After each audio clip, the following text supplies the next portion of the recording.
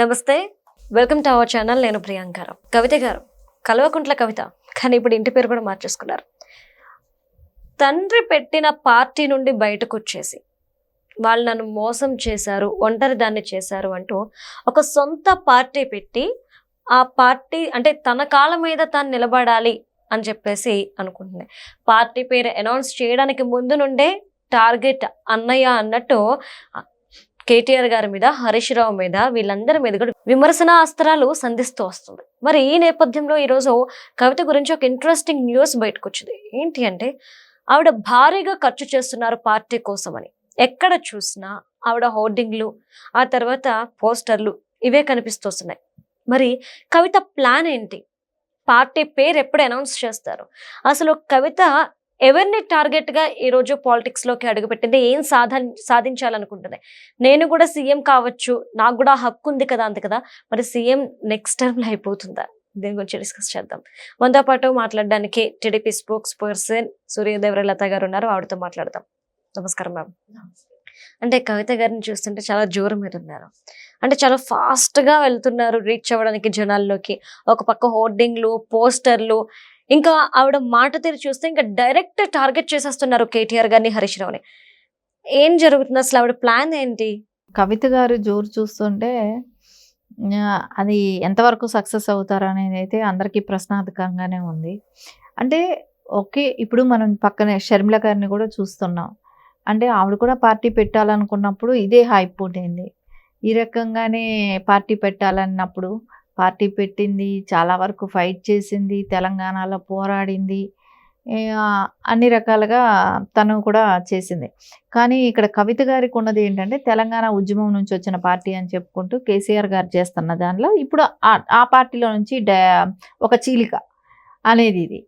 అది ఎంతవరకు సఫలీకృతం అవుతారో కూడా తెలియదు. కానీ 5 లక్షల మందితో ఆవిడ భారీ బహిరంగ సభ పెట్టాలనేది మొన్ననే కేసీఆర్ గారు పెట్టారు కదా, ఆ సభ కన్నా కూడా తలదన్నేటట్టు పెట్టాలని ఆవిడ ప్లాన్ అని, ఆవిడ వ్యూహం అనేది బయట టాక్. ఇప్పుడు మేబీ ఖర్చుకి వెనకాడకపోవచ్చు. ఒక సభలో ప్రెస్టీజియస్గా వెళ్తారు, బాగా విపరీతంగా ఖర్చు పెట్టచ్చు, జన సమీకరణ చేయించవచ్చు. కానీ ఆ పార్టీలో ఎవరెవరు ఉన్నారు? ఆవిడకి వెనకాల ఇప్పుడు కవిత గారు ఒక్కళ్ళే కాదు కదా. ఇప్పుడు కేసీఆర్ గారు పార్టీ పెట్టినప్పుడైనా దానిలో కొంతమంది కోదండం గారు లాంటి వాళ్ళు, ఇట్లాంటి వాళ్ళు ఉన్నారు ఆ రోజున. కానీ ఈ రోజున కవిత గారు పార్టీ పెడుతున్నారు. కొంతమంది ఎమ్మెల్యేలు ఉన్నారా? ఈవిడ ఎవరు వస్తున్నారు? వేరే పార్టీల నుంచి వచ్చే జాయినింగ్స్ ఏమైనా ఉన్నాయా? ఇవన్నీ కూడా చూడాలి. అంటే ఏదైతే జాగృతి నుంచి ఉన్న వాళ్ళు ఆవిడతో తిరుగుతున్న వాళ్ళు, కానీ మెయిన్ పార్టీలో కొంతమంది ఎమ్మెల్యేలు వస్తున్నారా, ఎంపీలు వస్తున్నారా, ఏంటి ఆ పార్టీ సిద్ధాంతం ఏంటి, ఇవన్నీ కూడా తెలియాల్సిందని. ఇంతవరకు ఆవిడ ఫ్లాగ్ గురించి కూడా చెప్పలేదు. పార్టీ పేరు కూడా అదే రోజు అనౌన్స్ చేస్తామనేది ఒకటి చెప్తున్నారు బయట. సరే, సఫలీకృతం అవుతారా అనేది అయితే ఇక్కడ మనం చూసాం. షర్మిల గారు కూడా పెట్టినప్పుడు రాజశేఖర్ రెడ్డి గారి చరిష్మా, తర్వాత బ్రదర్ అనిల్ ఒక మతాన్ని అట్రాక్ట్ చేసే వ్యక్తి తో ఫైట్ వాళ్ళు పార్టీలో మేము నిలదొక్కుకోగలము, పెట్టగలము, డబ్బు ఉంది, చేయగలము అనుకొని వచ్చారు. కానీ సక్సెస్ కాలేకపోయారు. అంటే ఆవిడ ఓన్లీ తెలంగాణ వరకే ఆవిడ ఫైట్ చేసింది. సరే, తెలంగాణ వరకు పాదయాత్రలు చేసింది, తిరిగింది, అవన్నీ కూడా చేశారు. కానీ ఎక్కడా కూడా అది సక్సెస్ అవ్వలేదు. సరే, వేరే ఇప్పుడు కాంగ్రెస్లోకి వెళ్ళారు, విలీనం చేసేసారు, కాంగ్రెస్లో స్థిరపడిపోయారు. సరే, రేపొద్దున కవిత గారి పరిస్థితి ఏంటి అని అంటే, కవిత గారు తన సత్తా ఏంటో చూపెట్టి ఏ పార్టీలోకి వెళ్తారో అనేది ఒకటి వస్తుంది నెక్స్ట్ రేపు. అంటే పార్టీ నడపడం అనేది అంత ఈజీ అయిన విషయం కాదు. నడపడం అనేది కష్టం, ఖర్చుతో కూడుకున్న పని. ఖర్చు అనే దానికి తీసుకుంటే సంపాదించారు, 10 సంవత్సరాలు సంపాదించారు, ఖర్చు పెడతారు. కానీ ప్రజల్లో నుంచి కూడా ఆ మద్దతు అనేది ఉండాలి కదా. నేను పార్టీ పెట్టేస్తున్నాను అంటే ప్రజల్లోకి వెళ్ళినప్పుడు ఏం చెప్తారు, ఏం చేస్తారు అనేది ఉంటుంది. సరే, ఏం చెప్తారంటే కాంగ్రెస్ గురించో బీజేపీ గురించో విమర్శించారనుకోండి, బీజేపీ గురించి ఇప్పుడు బీఆర్ఎస్ కూడా అదే చెప్తుంది, కాంగ్రెస్ కరెక్ట్ కాదు, బీజేపీ మంచిది కాదు అని చెప్పి వాళ్ళు వెళ్తారు. అప్పుడు చేంజ్ ఏంటి, డిఫరెన్స్ ఏంటి? అవును, 2 పార్టీలు ఒకటే కదా అంటారు. సో ఈవిడ బీఆర్ఎస్ను కూడా విమర్శించాలి. సో బీఆర్ఎస్ గత 10 ఏళ్ళు కలిసి పనిచేసినప్పుడు వాళ్ళు చేసిన అవకతవకలేంటి, కలిసి పనిచేసినప్పుడు ఎక్కువ ఇప్పుడు ఎవరికి బాగా దానిలో జరిగిన మిస్టేక్స్ అన్నీ తెలుస్తాయి అని అంటే కవిత గారికే తెలుస్తాయి అన్నీ. అవును. ఎందుకంటే 10 సంవత్సరాలు వాళ్ళతో కలిసి జర్నీ చేశారు కాబట్టి. అవన్నీ రేపు బయట పెడతారా?